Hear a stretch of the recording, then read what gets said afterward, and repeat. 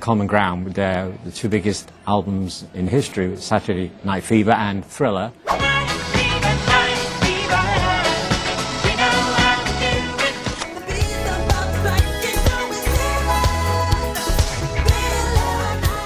Picture this. It's 1977, and the dance floors of New York are packed wall to wall with bodies moving under glittering disco balls. The air is thick with smoke, perfume, and possibility, and above the flashing lights, one voice rises above all others, the falsetto cry of Barry Gibb. Fast forward just 5 years, the world looks different. The disco balls are being smashed, sometimes literally. On television screens, a young man in a red leather jacket moonwalks his way into history. The Bee Gees, once gods, are nowhere to be found. Michael Jackson, once a child prodigy, is suddenly the king of pop. 2 albums made this possible, Saturday Night Fever and Thriller. One became the soundtrack of an entire decade, the other the blueprint for global superstardom. But here's the question that refuses to fade. Was Michael Jackson's rise to the throne purely destiny, or was there an invisible hand pushing the Bee Gees off the stage to make room for him? This is RetroWaves, the place where music history gets stripped down to its rawest truths, and where the myths, the whispers, and the rumors take center stage. If you crave the stories behind the songs that defined our lives, subscribe now, because tonight we're diving into a tale of 2 empires, one crowned, one cast aside, and the rumor that maybe, just maybe, it wasn't coincidence at all. To understand the Bee Gees' domination, we need to step back.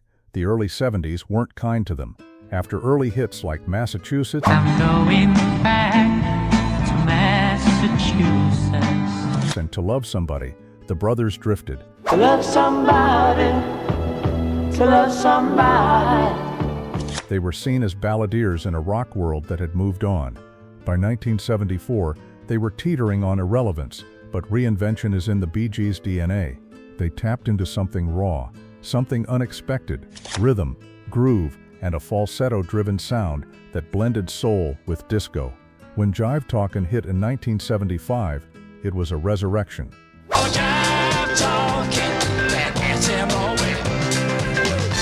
Suddenly, the Bee Gees weren't old news, they were the future. And just 2 years later, destiny handed them a golden ticket, the chance to soundtrack a film called Saturday Night Fever.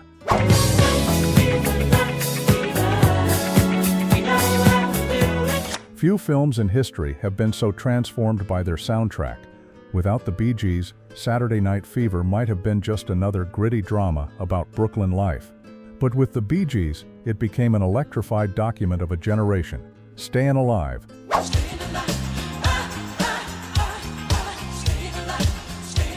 Night Fever.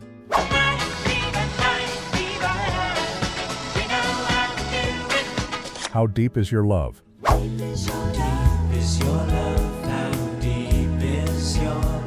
These weren't just songs, they were lifelines. For people facing economic hardship, political turmoil, and racial division, the disco floor became an escape hatch, and the Bee Gees provided the soundtrack to that escape. The numbers tell the story. The Saturday Night Fever soundtrack sold over 40 million copies, more than any album before it. The Bee Gees scored 6 consecutive #1 hits between 1977 and 1979, a feat matched only by the Beatles. For a moment, they weren't just on top of the charts, they were the charts, and the world bowed to them. Barry, Robin, and Maurice were invited to the White House. They toured to sold-out arenas across continents. They became the faces of disco worldwide. Their falsetto harmonies weren't just music, they were a cultural signature. But fame is a double-edged sword. The higher the Bee Gees climbed, the harder the fall would be. By 1979, a backlash was brewing.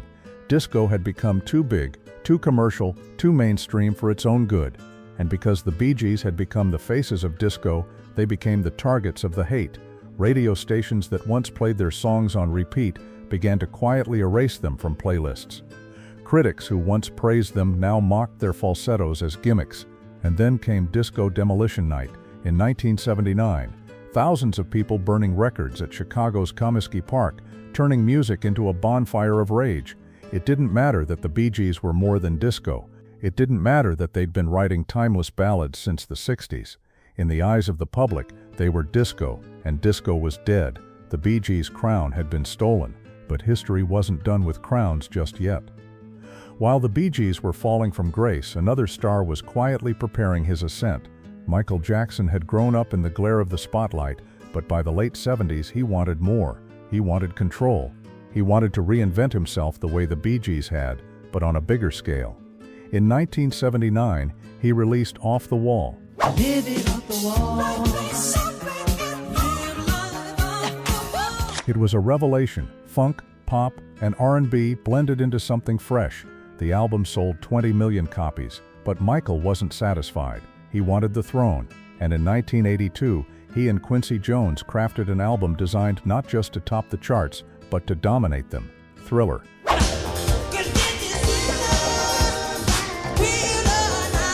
When it landed, it wasn't just an album release, it was an earthquake. Billie Jean.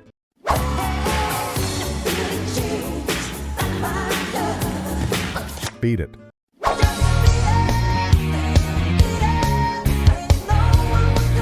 Human Nature.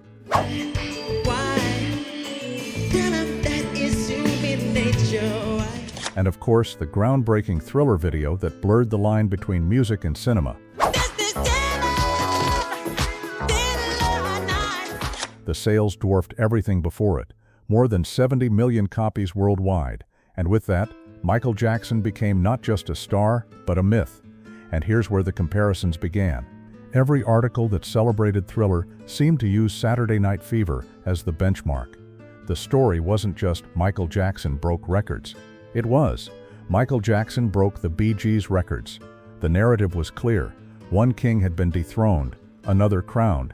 The Bee Gees, once cultural giants, were now painted as the relics of a dead genre.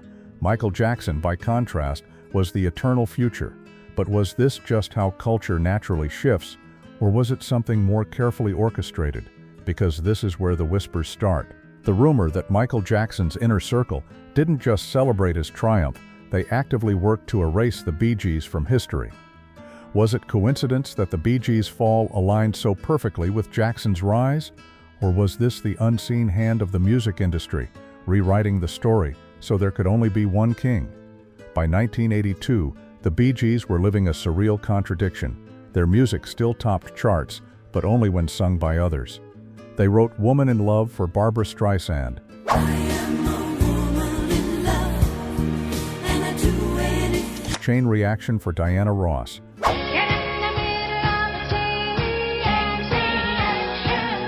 Heartbreaker for Dionne Warwick. Why do you have to be a heartbreaker? All became global hits. Yet when the Bee Gees themselves released records, radio stations turned away. To the public, they weren't brilliant songwriters. They were the disco guys. And disco was no longer just passé. It was the butt of every joke. Then came Michael Jackson's Thriller. The press didn't just praise the album. They framed it as the antidote to everything the Bee Gees represented. Headlines screamed, "Thriller does what disco never could." Michael Jackson surpasses the Bee Gees as the sound of a generation. Disco is dead. Long live pop. And for many fans, it felt deliberate, almost like the Bee Gees were being sacrificed to elevate Jackson's myth. Here's where the rumor sharpens. According to speculation, Jackson's inner circle, his PR team, record label, and even Quincy Jones, understood something vital. Success isn't just about numbers, it's about perception. The Bee Gees had set the benchmark with Saturday Night Fever to crown Michael as the new king. It wasn't enough to break records. They had to bury the memory of the old kings. Whispers in the industry claimed journalists were quietly fed comparisons. Not just Michael is great, but Michael is greater than the Bee Gees. Not just Thriller is huge, but Thriller killed disco. It was marketing judo, flipping the Bee Gees' once legendary dominance into a symbol of outdated excess. And Michael? He was positioned as the fresh, timeless opposite. Was this strategy written down? No, but in the ruthless world of pop, such campaigns don't always need paper trails. They live in whispers, phone calls, press briefings, the machinery of myth-making, and what of the Bee Gees themselves? This is where the silence grows deafening. Barry, Robin, and Maurice never lashed out at Michael. They never accused him. never blamed his team. In interviews, they rarely even spoke about Thriller. Instead, they quietly retreated from the spotlight. For fans, this silence was its own kind of evidence. Did the Bee Gees know something? Had they been pressured to step aside? Or were they simply too exhausted to fight an industry that had turned its back? The irony is almost cruel. The brothers who had once ruled the airwaves now existed in a strange shadow world, ghostwriters of hits, invisible architects of pop, while another man took the throne they once held. If you look back at magazines and newspapers from the early 80s, a pattern emerges. Almost every celebration of Jackson's triumph comes at the Bee Gees' expense. Thriller is bigger than Saturday Night Fever. Michael Jackson achieves what the Bee Gees never could: lasting greatness. The Bee Gees were a fad. Jackson is forever. It wasn't enough to say Thriller was great. The greatness had to be framed against the Bee Gees' supposed failure, and this is where the rumor finds fuel. Fans saw the repetition, the constant dismissal of the Bee Gees, and asked, why them? Why always this comparison? Was the press simply obsessed with rivalries, or were they being nudged to write a narrative where the Bee Gees were forgotten and Michael Jackson was immortal? The music industry has always thrived on rivalries: Beatles versus Stones, Prince versus Michael, Madonna versus Cyndi Lauper. Rivalries sell papers, they sell records, they give fans a reason to pick a side, and in the early 80s, the unspoken rivalry was Bee Gees versus Michael Jackson, not because the two acts ever declared war, but because the narrative was irresistible. One album that defined the 70s, another that defined the 80s. One group mocked as relics, another artist hailed as a visionary. The contrast was too perfect to ignore, and once the machine of narrative takes hold, it rarely lets go. Some stories go further. They claim Michael's PR team actively discouraged any association with disco. That whenever journalists asked about the Bee Gees, the message was clear: Michael Jackson wasn't disco, he was something greater. Other whispers suggest executives deliberately framed Thriller as the album that killed disco, even though musically it had far more in common with R&B and funk than rock or new wave. The Bee Gees, in this telling, weren't just sidelined by changing tastes, they were pushed into irrelevance so Michael could stand taller. And yet, here's the twist: there's no record of Michael himself ever speaking ill of them. In fact, later accounts suggest he admired their harmonies and their songwriting, which raises the unsettling possibility the rivalry wasn't between Michael and the Bee Gees, it was between their teams. For Bee Gees fans, the pain was real. They saw their heroes mocked, erased, written out of the narrative. They watched as journalists who once praised the Gibbs now treated them like a joke. And they couldn't help but notice that Michael Jackson's victories were constantly framed as the Bee Gees' defeats. On fan forums decades later, debates rage. Was this just bad luck for the Bee Gees, or was Michael's empire built on the ruins of theirs? Some fans even argue the Bee Gees were victims of timing, that had Thriller come later, or the disco backlash not been so brutal, both acts could have coexisted at the top. But history doesn't allow for what-ifs. History tells one story, and in the 80s it told the story of Michael Jackson. And so the question lingers: was the Bee Gees' fall and Jackson's rise a natural cycle of pop culture, or was it a carefully orchestrated shift engineered by the most powerful PR machine in music history? In Part 3, we'll reach the climax: the Bee Gees' reflections in later years, Michael's own struggles with the crown, and the truth behind the rumor: what's real, what's fantasy, and why the story still captivates fans decades later. By 1983, the Bee Gees felt like ghosts of their former selves. They still had their voices, their songwriting, their craft, but what they no longer had was the world's ear. In America especially, the backlash was merciless. Radio programmers refused to spin their singles, and promoters hesitated to book them for large tours. It was surreal. These were the same brothers who, just a few years earlier, had delivered the best-selling album in history. But now, they couldn't even get their own songs played on the air, so they pivoted. They retreated into the background, writing songs for others. Their fingerprints were everywhere in the 80s. Dionne Warwick's Heartbreaker, Barbra Streisand's Woman in Love, Dolly Parton and Kenny Rogers' Islands in the Stream. Hits that filled stadiums, moved millions of copies, but weren't credited to the Bee Gees as performers. Meanwhile, the press treated them as yesterday's news. And every time Michael Jackson broke another record, the comparisons returned, as if to hammer the point home. The Bee Gees were the past, Jackson was the future. For Michael Jackson, the success of Thriller was unlike anything the music world had ever seen. 7 top 10 singles, more than 70 million copies sold worldwide, awards upon awards, and with that success came the coronation, the king of pop. But here's where the narrative became sharper. Jackson wasn't just celebrated, he was positioned as the antidote to disco. Where the Bee Gees had been painted as symbols of a fad, Jackson was painted as eternal, untouchable, beyond genre, and this framing only deepened the suspicion that the Bee Gees' erasure wasn't an accident. To elevate Jackson, the world needed a fallen empire to point to, and the Bee Gees, once untouchable, fit the role all too perfectly. The rumor spread not because of a single explosive revelation, but because of a pattern.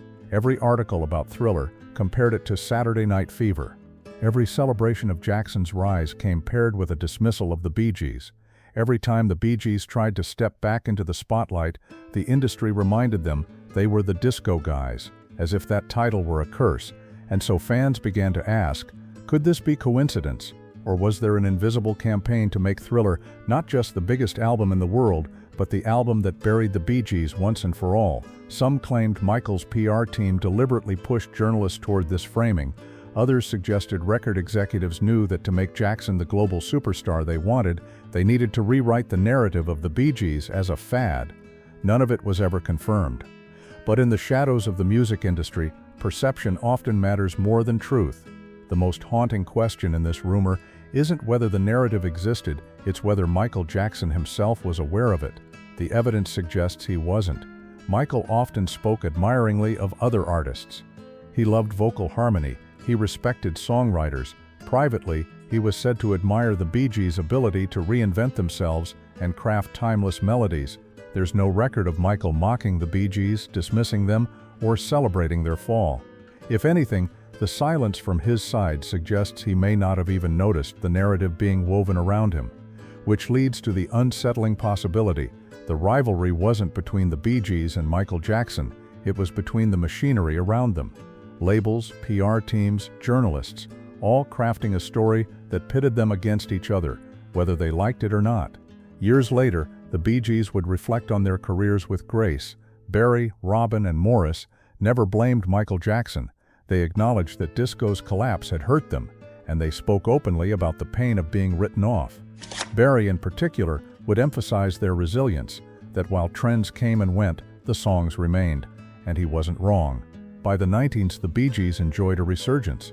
New generations discovered their music, not just as disco anthems, but as enduring works of popcraft. The Bee Gees never confirmed the rumor.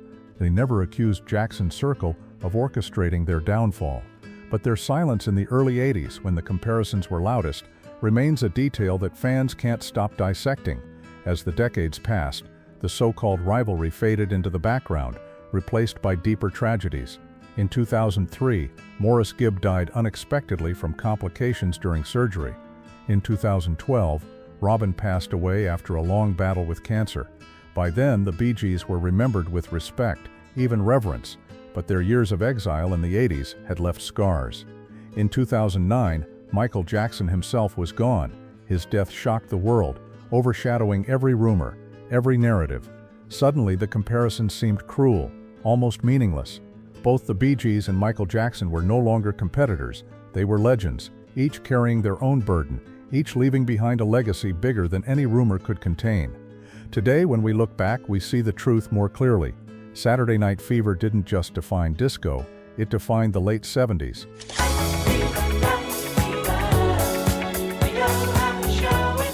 It gave a generation an identity, a release, a soundtrack for their lives.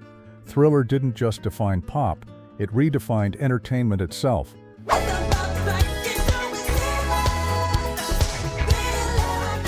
It turned albums into multimedia events. It made music videos into blockbusters.